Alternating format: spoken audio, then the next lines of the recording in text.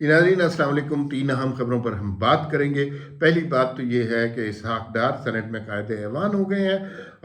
کاکر صاحب نے انہیں نامزد کیا، لیکن پیپلز پارٹی نے پھٹا ڈال دیا ہے، اور پیپلز پارٹی آج کل خود پھڈوں میں ہے، لہذا انہوں نے اس موقع پہ یہ پھڈا ڈال دیا۔ دوسری بات یہ ہے کہ نواز شریف صاحب کی کل پیشی ہے، اور پھر اس کے بعد وہ پیشی میں آئیں گے، ایون فیلڈ اور العزیزیہ کی پیشی۔ اس کے بعد مری چلے جائیں گے، 3-4 دن وہاں رہیں گے، اہم ملاقاتیں کریں گے، ان کے کیا ارادے ہیں، وہ کیا کرنا چاہتے ہیں اور کیا ہوگا۔ تیسری بات، پرویز خٹک صاحب نے بڑے واضح الفاظ میں کہہ دیا ہے کہ میں وزیر اعظم نہیں بننا چاہ رہا، میں وزیر اعلیٰ بننا چاہ رہا ہوں۔ اس کا مطلب ہے کسی نے انہیں وزیر اعظم کی آفر کی، ویسے کسی نے نہیں کی۔ یہ ان کا ذاتی طور پہ بیان ہے کہ وہ وزیر اعظم نہیں بننا چاہ رہے، لیکن اس بیان کے پیچھے کچھ ان کی حکمت ہے، اور وہ حکمت میں آپ کو بلکہ پہلے اسی پہ بات کر لیتے ہیں۔ دیکھیے، عمران خان کے حوالے سے ریاست کی پالیسی ہر دن واضح ہوتی جا رہی ہے۔ کوئی تیر لحاظ نہیں رہا، کوئی عمران خان سے اب محبت پیار نہیں رہا۔ وہ جو زمانے تھے جب عمران خان کے لاڈ اٹھائے جاتے تھے، وہ زمانے بیت گئے ہیں۔ اب ہر وہ چیز جس کا تعلق عمران خان کے ساتھ ہے، اس کی سختی آئی ہوئی ہے۔ اور یہ سب کچھ ہوا کیوں ہے کہ لاڈ پیار اٹھاتے اٹھاتے عمران خان سمجھے کہ وہ اس ملک کے مالک بن گئے ہیں۔ وہ اپنے اشتعال انگیز بیانات سے اپنے کارکنوں کو مشتعل کر کے اس فوج کے اوپر بھی قبضہ کر سکتے ہیں، اس ملک پر بھی قبضہ کر سکتے ہیں۔ یہ ان کا خیال تھا، یہ سچ مچ میں ان کا خیال تھا، اور وہ یہ سمجھتے تھے، یہ میری آپ کی بات نہیں ہے، عمران خان یہ سمجھتے تھے کہ وہ ہو جائے گا۔ ظاہر ہے عمران خان نے کال دی ہے، سارا ملک آ کے جی ایچ کیو پہ اینٹیں مارے گا، کور کمانڈر ہاؤس کو فیتی فیتی کر دے گا، اور شہداء کی یادگاریں جلا دے گا۔ یہ ہوا بھی، اور ہمارے سامنے ہوا۔ لیکن پھر اس کے بعد ری ایکشن آیا، اور ری ایکشن یہ آیا کہ بھائی لاڈ پیار ختم۔ اب جیسا دوسروں کے ساتھ برتاؤ ہوگا ویسا آپ کے ساتھ برتاؤ ہوگا، جیسا آپ نے نواز شریف کے ساتھ برتاؤ کیا تھا ویسا آپ کے ساتھ برتاؤ ہوگا۔ تو وہ سلسلہ شروع ہوا۔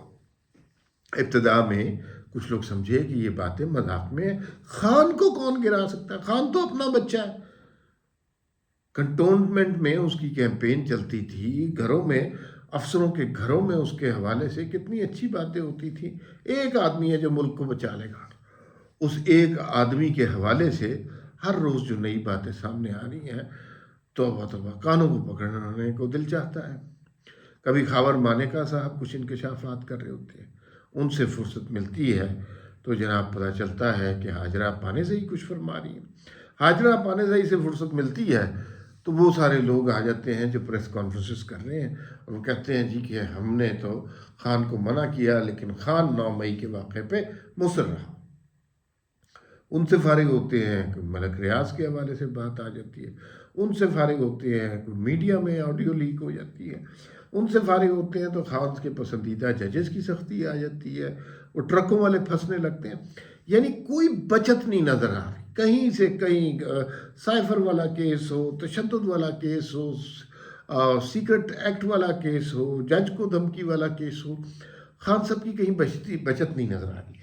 اور یہ لگتا ہے کہ ریاست کی ایک پالیسی ہے، اور فارمیشن کمانڈرز کی میٹنگ کا اعلامیہ بھی آپ کو یاد ہوگا، اس کے اندر بڑے واضح طور پہ بات کی گئی تھی کہ جو شخص اس ملک کے امن کو خراب کرنے کی کوشش کرے گا اس سے سختی سے نمٹا جائے گا۔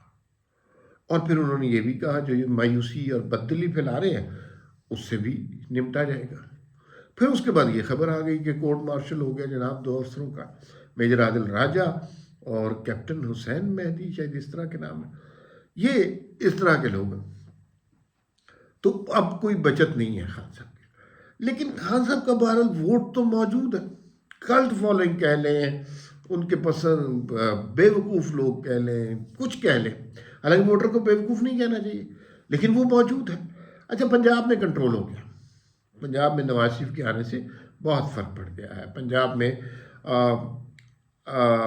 استحکام پارٹی بننے سے بھی بہت زیادہ فرق پڑ گیا، عمران خان کے سارے لوگ ادھر چلے گئے۔ سندھ میں پی ٹی آئی کراچی میں تھی، کراچی میں ایم کیو ایم کے ساتھ مسلم لیگ، ان کا اتحاد ہو گیا، معاملہ فٹ ہو گیا۔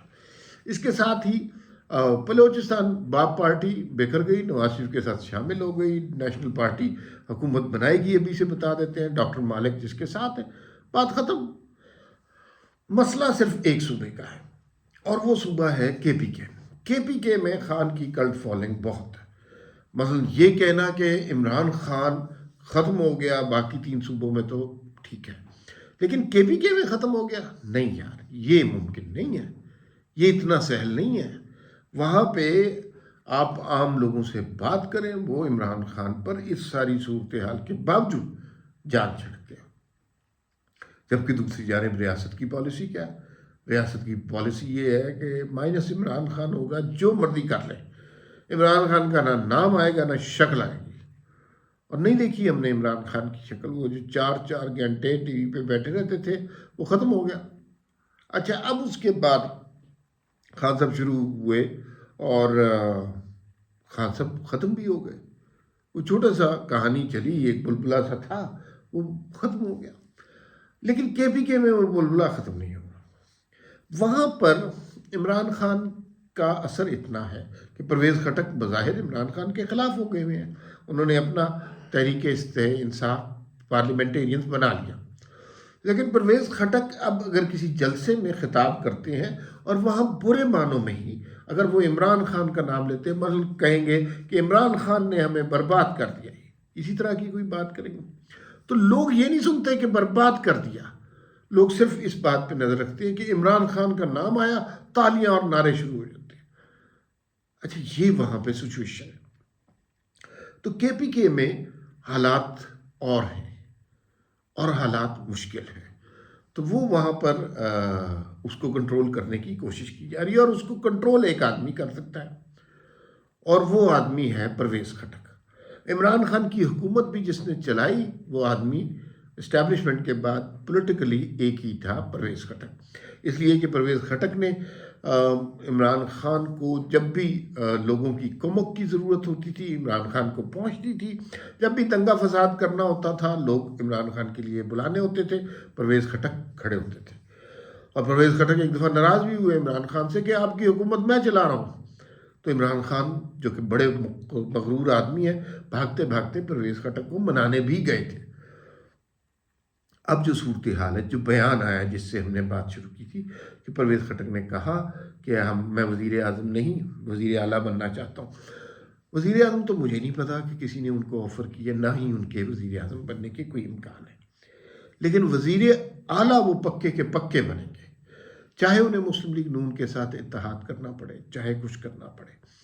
حد تو یہ ہے کہ جو کے پی کے لوگ ہیں وہ بتاتے ہیں کہ اس وقت کے پی کے میں جو نگران وزیر اعلیٰ سے زیادہ پروٹوکول پرویز خٹک کو مل رہا ہے، اور پرویز خٹک ہی صوبے کے معاملات تمام چلا رہے ہیں۔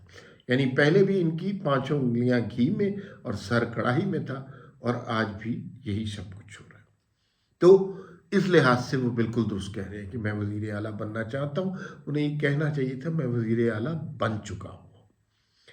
نواز شریف کے معاملات کی طرف آتے ہیں۔ نواز شریف صاحب پیچیاں بھگت رہے ہیں، آپ نے دیکھا ہوگا، کبھی ادھر سماعت کبھی ادھر سماعت، ہر پیشی پہ پہنچتے، پہلے بھی پہنچتے تھے، قانون کا احترام کرتے ہیں۔ دوسری جانب 2 لوگوں کو بلانے کے لیے کوشش کی تھی، جنرل باجوہ اور جنرل فیض کو، ان کے جرائم کتنے کبھی ہیں، تکلیف دہ جرائم ہے، مملکت کے خلاف جرائم ہے، کاز لسٹ ہی غائب ہو گئی۔ نواز شریف تو جائیں گے، اس لیے کہ یہ لوگ جواب دہ ہیں عوام کے سامنے۔ چلو باجوہ کس کو جواب دے، وقت تھا، گزر گیا، چیف تھے، بھاگ گئے، ختم بات۔